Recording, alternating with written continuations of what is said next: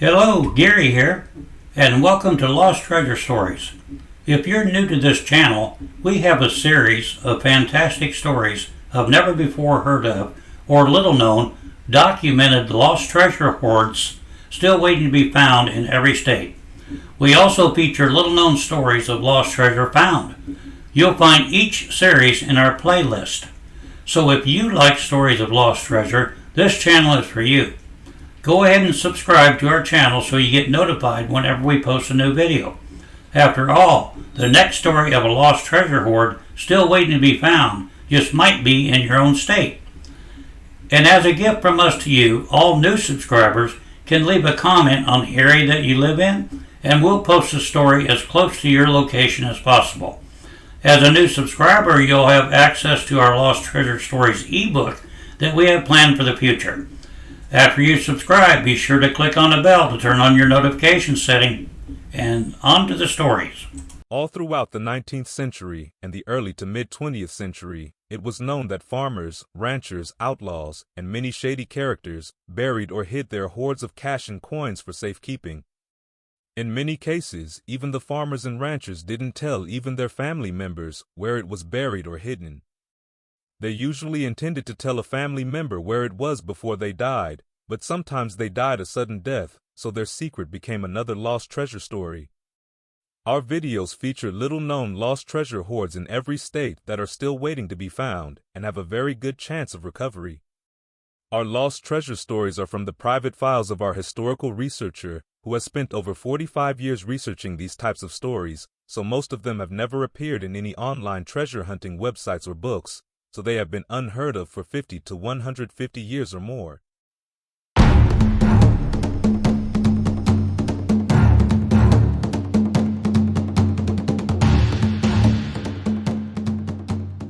The Lost Treasure of Crazy Pete's Lost Loot, August 21, 1955. Old-timers in northern Utah told a story about a man who robbed an Idaho bank, buried the money in Logan Canyon, and then was unable to find it. This story isn't intended to start a gold rush, but if you believe it and would like a chance to get rich quick, grab a shovel and pick and head for Logan Canyon. You may find $10,000 in gold buried under a tree stump.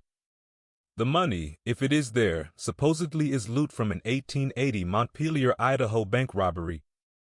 Utah history books treat the story as a legend, for historians have been unable to find any evidence that it's true. You only have the word of northern Utah old-timers who swore it happened and some coincidences which are not easy to overlook. There are facts that back up the story. Here is the legend. In the fall of 1880, a man identified only as Pete held up a Montpelier bank in southeastern Idaho and escaped with $10,000 in gold after a blazing gunfight. Pete, a bullet wound in his arm, rode south into Utah and headed up Logan Canyon, where he stopped to rest and attend to his arm. He saw the wound was bad and decided to seek a doctor at nearby Round Valley settlement. Pete knew it would be unwise to take the gold to town and buried it under a tree, which he marked by carving his initial on the trunk. A doctor treated the wound and put Pete to bed for a few days. While he was recuperating, a blizzard whipped through the canyon and piled snow in 20 and 30-foot drifts. This closed the canyon, and Pete, knowing it would be several weeks before he could recover the gold, passed the time working odd jobs in Round Valley. But before the snow melted, the law caught up with Pete and he was arrested. Witnesses at his trial identified him as the bank robber, and he was convicted quickly and sentenced to 5 years in jail. Sheriff's officers told him he would get a lighter sentence if he returned the money, but he refused to reveal its hiding place. So Pete went to jail and for 5 years thought how he was going to spend the gold when he got out. When he was released, he immediately rode for Logan Canyon on a stolen horse. 5 years had dulled his memory, but he remembered the approximate location of the treasure and rode there, knowing all he had to do was find a tree with a giant P carved on it, and he would be a rich man. He was shocked when he got there. Before him lay acres of blackened tree stumps, victims of a forest fire that had roared through the canyon a few months before. Pete almost collapsed. His dream was shattered. How was he to find the gold now? There was only one thing to do, he decided. He would dig until he found it. He set up a camp in a forested area nearby, and the next morning started to dig under tree stumps. He dug, and he dug, and he dug. For 3 weeks he dug until winter drove him out of the canyon. He worked during the winter and stored up provisions for a renewed attack with his shovel in the spring. Before the snow had melted, Pete was back in the canyon. He dug 16 hours a day for several weeks, and then a hot summer sun slowed him down to 10 or 12. He had to dig on all sides of every stump because he had forgotten on which side of the tree he had buried the gold. People in the region wondered why he was doing this work. They called him Crazy Pete. Pete worked in the canyon until winter, and then disappeared from the area until the following spring, when he renewed his digging. After many months of hard work, the hot sun began to affect him that summer. He babbled incoherently to passerby, and even told some of them what he was looking for. The crazy label was appropriate now. Then one hot day in August, a farmer found Pete's body slumped over a stump. He died of a heart attack, overworked, a doctor said. Pete was buried in one of the holes he dug in a feverish search for the wealth that caused his death. Whether this story is true or not, historians point out that in 1880 the Montpelier Bank was robbed of $10,000 and the money was never recovered. Any records which might show a man named Pete served time for the robbery would have been burned in a Montpelier courthouse fire in the 1890s. Historians note that a forest fire did sweep through Logan Canyon in 1885, destroying much of the timber. Anybody want to buy a pick and shovel?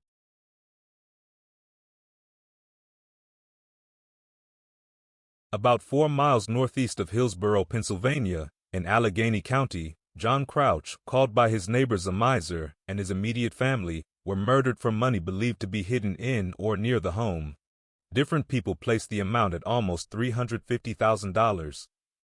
The Pittsburgh Dispatch of May 15, 1890, stated that after the murders, Justice A. J. McCormick found $326.70.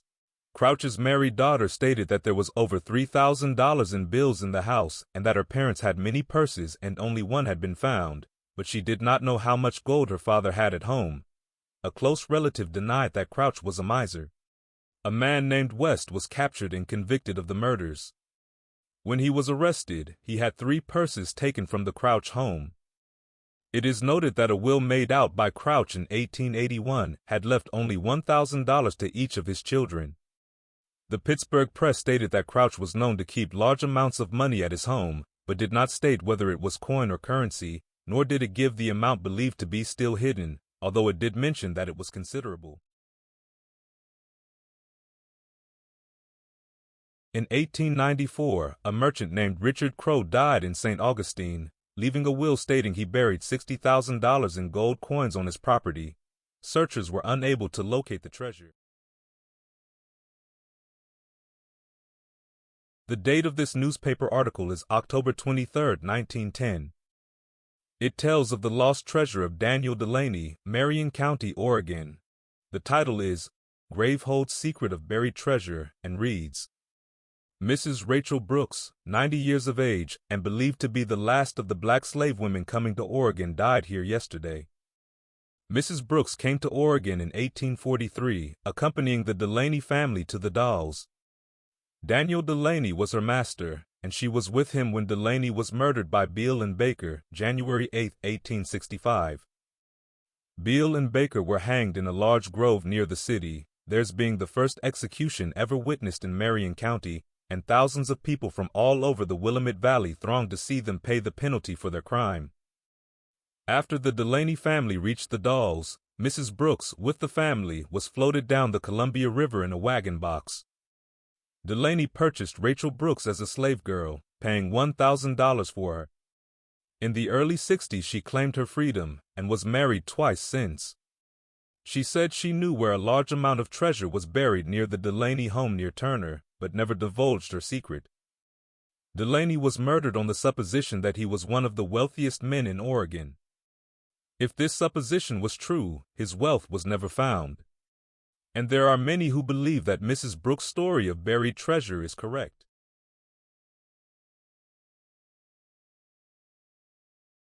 This lost treasure story is from a newspaper of August 21, 1920. It is 100 miles or more from the Siskiyou Plateau down through the foothills of Mount Shasta to Reagan at the upper end of the Sacramento Valley. Great lumber mills are in operation and considerable mining is being done in this region. The streams have grown into rivers fed by the snows of Shasta Peak, and the shades of the forest trees afford a grand retreat from the summer heat. On the McCloud River we saw a large white sign, U.S. Salmon Hatchery. We had seen one hatchery before leaving home, so we wanted to see one down here, so we drove in. There was much shade and cool comfort along the shores of the river. A generous Californian divided for us a 25-pound boulder of ice, which he had carted from Reagan, and we enjoyed a real picnic that afternoon. We sought the keeper of the hatchery, and he told us all about it. He soon let us know that he was a native son, born in San Francisco, had never been married, and had been the keeper and assistant superintendent of the hatchery for 26 years. He told us an interesting story of pioneer days when Indian uprisings were savage and frequent. A party of miners struck a rich spot only a few miles from the hatchery and in a few days took out $75,000 in dust. On their way down to the hatchery, they were waylaid by Indians, murdered, and their gold taken and cached near the trail. A party of miners organized a posse, overtook the murderers, hung them to the nearest tree, to find afterwards by doing so they had destroyed the possibility of ever finding the stolen gold. They had killed all the Indians who knew anything about it.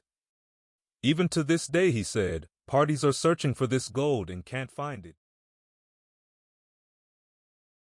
This lost treasure story of Billy Reagan's is from a newspaper article of October 15, 1907. The article title is Citizens Digging for Buried Gold. While speeding towards Sioux City, Iowa from Ponca, Nebraska, on his way to the home for the aged at Dubuque, Billy Reagan, the 80-year-old bachelor and hermit, who has lived in a dugout near Ponca for more than 30 years, whispered to Sheriff Haskell of Ponca that he had nearly $7,000 in gold buried in a 3-foot hole near his dugout. When Sioux City was reached, Sheriff Haskell wired this information to Ponca, and that quiet little town is now wild with the gold craze. All day yesterday hundreds were digging myriads of holes about Reagan's old shack in the frantic search for the treasure. At sunrise this morning hundreds of men, women, and children armed with spades and shovels began digging where they had left off the day before. Up to date the gold has not been discovered, but the inhabitants of Ponca are nothing daunted on it. Everyone in Ponca knows that Billy Reagan has money. 20 years ago he was worth $15,000 and in 1894 he lost $3,000 through the Dorsey Bank failure. He then took all his money from the rest of the banks and buried it somewhere on his property. For more than 30 years he has lived on potatoes and beans in the lonesome dugout. Last week the county commissioners, fearing that he might starve or freeze to death this winter, decided to send him to the home for the aged at Dubuque. He consented with reluctance. It was when he was nearing Sioux City that Reagan confirmed to the sheriff that he had $300 sewed up in his vest and also had $7,000 buried near his shack. His shack is believed to be the most remarkable dwelling ever inhabited in the West. It's filled with bric-a-brac of all kinds and Reagan never swept it out or disposed of any empty can, bottle, or matchbox. The dirt lies upon the floor in huge piles and rats chase themselves around the house by the score. All the clothes, underwear, shoes, and shirts, which he cast aside 40 years ago, he has preserved and used them for bedclothes. He killed the rats with a huge iron bar to keep them from going to bed with him. No human being will ever see that gold, were the last words Reagan said to the sheriff when he left him at Dubuque. He has no relatives as far as is known.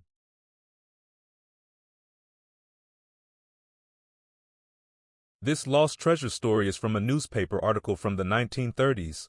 The title is Buried Treasure Sought in State. A chest of gold, buried since Revolutionary War times, is sitting on the farm of Otto Reich of Wilsonville, Windham County. Mr. Reich believes, and his nephew, Edward Paul Reich, an employee of the California Lunch here, has asked in advertisements in the Courant for information concerning the whereabouts of a map purporting to show the location of the buried treasure. The story told by natives of Wilsonville and of the neighboring towns of Thompson and Webster is that during the Revolution a band of soldiers carrying gold to Washington's army at Valley Forge was attacked by a band of Indians and British. To prevent the enemy from obtaining the gold, the Continentals buried it by a big tree on top of the hill believed to be located on the Reich farm off the Webster-Thompson Road. The men were later all killed by the enemy. Dwyer Elliott, town clerk of Wilsonville, says that he has heard the legend of the buried treasure many times and that a year ago a stranger entered his office seeking full information about it. Elliott informed him that he knew nothing more than the old story. The stranger departed and has not been seen since in Wilsonville. Edward Keegan, another resident of the town, also said that he has heard the tale, but he is inclined to doubt the truth. There's nothing definite to indicate that the money was buried on the Reich farm, he says, and in fact, many claim that it was buried on the old Terry farm which adjoins the Reich property. Reich said yesterday that neither his uncle or his father ever dug for the treasure, but he implied that they are convinced that it is hidden on the farm. It was at the suggestion of his uncle that he placed the advertisement in the paper, Reich said. There is a link in the description box below with more info on the Wilsonville, Connecticut lost treasure story.